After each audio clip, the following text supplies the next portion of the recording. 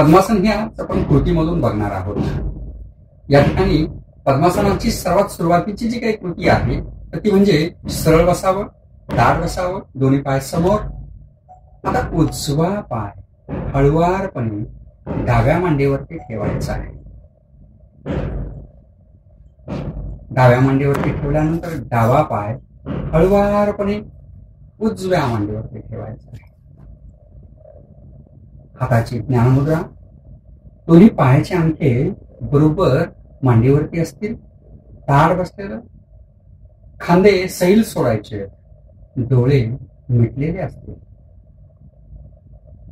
चेहऱ्यावरती कोणत्याही प्रकारचे हावभाव नको, एकदम स्थिरत्व हे आपल्याला प्राप्त झालं पाहिजे.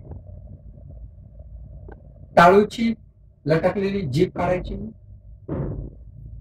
त्याचबरोबर दात एकमेकावरती टेकलेले आहेत ते सैल करायचे. मनामध्ये कोणताही विचार येऊ द्यायचा नाही. ध्यानात्मक आसनांमधलं महत्वाचं आसन पद्मासन. मन चित्त एकाग्र करण्यासाठी या आसनाचा खूप मोठा फायदा होतो.